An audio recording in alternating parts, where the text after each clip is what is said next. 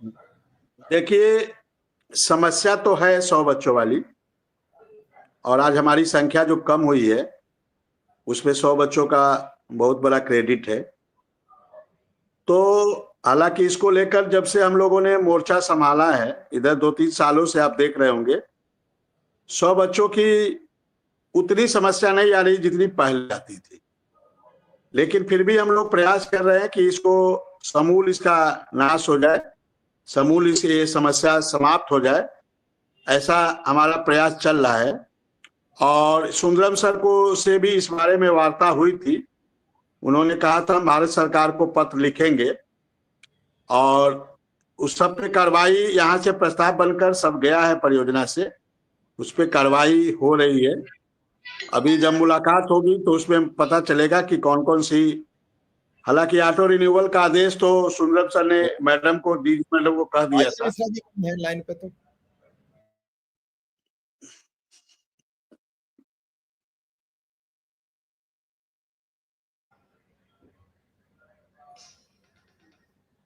तो auto renewal स्वतः नवीनीकरण के तो आदेश आ ही जाएंगे।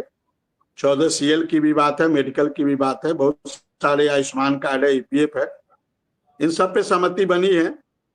अब जितने आदेश इसमें आ जाएंगे उसको स्वीकार करते हुए फिर जो बचे रहेंगे उसको लेकर आगे हम लोग का प्रयास, संघर्ष जारी रहेगा सर। जी सर। विक्रम सिंह, सब कुछ हो जाता है, सारी बातें बन जाती हैं, सारी बातें बढ़िया हो जाती हैं, सब कुछ।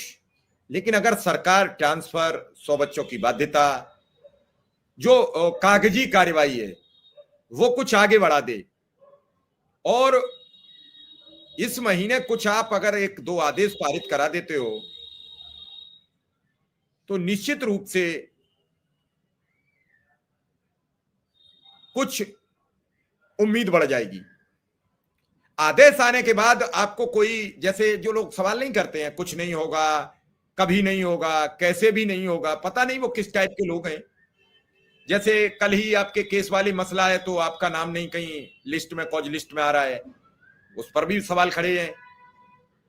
जबकि कई चीजें होती हैं कोर्ट में, टेक्निकल होती हैं, कहीं आर्डर होता है, कहीं कुछ होता है।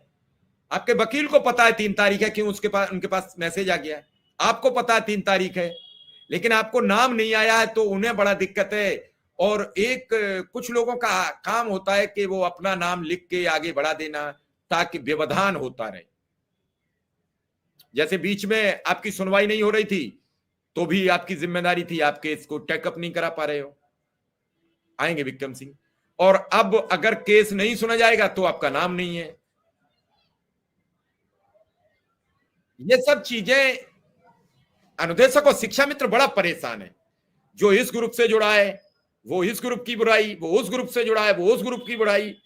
आखिर सबका उद्देश्य तो एक ही है कि मानदेय बड़े नियमित हों, हमें हमारे हिसाब से जीवन जीने के अधिकार मिले। लेकिन इन सब के बावजूद भी कैसे आप एक दूसरे से सवाल कर लेते हो? कैसे एक दूसरे के प्रति, कौन से संगठन है अब तक अनुदेशक और शिक्षा मित्र के जिन्होंने कुछ पिछले 7 वर्ष में लाके दिया है, जो एक दूसरे के समर्थक एक दूसरे पर इतने कटाक्ष और इतने घटिया कमेंट भी लिख लेते हैं? कोई एक संगठन बताओ कि ये लाया, ये हो गया। एक मिलाया, दूसरे ने मिलने का प्रयास किया, दूसरा मिलाया, दूसरा कह रहा उनकी मुलाकात ठीक नहीं थी, वो कह रहा उसकी मुलाकात ठीक नहीं थी। आम अनुदेशक